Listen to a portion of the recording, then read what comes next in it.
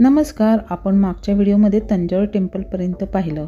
पुढचा प्रवास करून आम्ही आता पॉपी हॉटेलमध्ये मदुराईमध्ये आलो आहोत. पाहू शकता तुम्ही हॉटेल.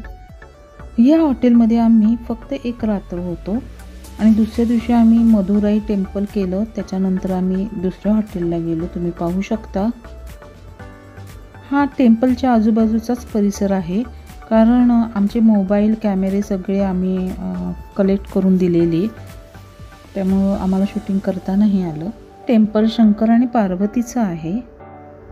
मंदिराच्या चारही दिशेला 160 मीटर उंचीची प्रवेशद्वार आहेत आणि मंदिर बघण्यासाठी तुम्ही खास वेळ दिलाच पाहिजे. खूप सुंदर मंदिर आहे. आम्हाला मंदिर बघायला किमान 2 तास गेले. मंदिर खूप जुनं आणि खूप छान शांत आहे. फिरून दमल्यानंतर आम्ही ठरवलं काहीतरी थंडगार खाऊया. मदुराईतलं फेमस जिगर थंडाचं दुकान आम्हाला दिसलं. आम्ही वेगवेगळ्या फ्लेवरचे जिगर थंड घेतले. त्यात रबडी, आईस्क्रीम, सुकामेवा, वेगवेगळे फ्लेवर्स होते आणि त्यात फालुदाही होता. खाल्ल्यानंतर आम्हाला खूप छान एनर्जेटिक वाटलं. तो एक फालुद्याचाच प्रकार होता. जिगर थंड पिऊन झाल्यानंतर आम्ही मुरुगल स्वामी टेम्पल बघायला निघालो. तुम्ही पाहू शकता खूप सुंदर डोंगरावर आहे ते टेम्पल. शंकर आणि पार्वतीचे पुत्र कार्तिकेय यांचं मंदिर आहे हे. शंकराच्या मंदिरात जाताना जसं मंदिराच्या बाहेर नंदी असतो त्याचं आपण दर्शन घेतो, तसं मंदिराच्या बाहेर सुंदर मोराची मूर्ती होती. त्याचं दर्शन घेतलं आणि मग मंदिरात गेलो.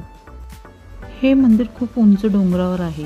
नंतर आम्ही परत खाली येताना वैकुंठवार टेम्पल इथं विष्णूच्या मंदिरापाशी आलो. हे मंदिरसुद्धा तमिळनाडूमधलं खूप मोठं विष्णूचं मंदिर आहे. त्याला वैकुंठ प्रवेशद्वारही असं म्हणतात. आम्ही वैकुंठद्वार याचं दर्शन घेतलं. ते वेगळं आहे बाहेर आणि मग बाहेरच्या दिशेनं आत गेलो. इतकं सुंदर मस्त मंदिर होतं. खरंच अद्भुत.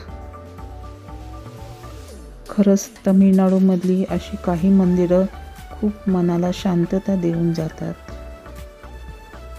शूटिंग अलाउड नव्हतं. जेवढं जमेल तेवढं केलं मी आणि तुम्ही पाहू शकता बाहेरनं कसं आहे मंदिर ते. पण तिथं जरा माकडांपासून सावध राहावं लागतं. तिथं माकडं खूप आहेत. आम्हाला आता हॉटेल बदलायचं होतं, त्यामुळे आम्ही पटकन प्रसाद वगैरे घेऊन आम्ही परतीच्या प्रवासाला निघालो. हे आमचं दुसरं हॉटेल पॉपी सिरीजमधलंच आहे, पण बघा तुम्ही किती सुंदर आहे हॉटेल. आम्हाला पॉपी सिरीजची खूप सुंदर हॉटेल्स मिळाली. तिथं काहीतरी तेव्हा फंक्शन होतं म्हणून ही सजावट होती. तुम्ही पाहू शकता. हे बघा कॉम्प्लिमेंटरी. हॉटेल खूप छान आहे. रूम्सही खूप स्वच्छ आणि छान होत्या. आम्ही पटकन आवरून जेवणासाठी गेलो. हॉटेलच्या शेजारीच असलेल्या तमिळ रेस्टॉरंटमध्ये आम्ही गरमागरम केळीच्या पानावर जेवण केलं. आता पुढच्या व्हिडिओमध्ये आपण रामेश्वरम बघूया. धन्यवाद.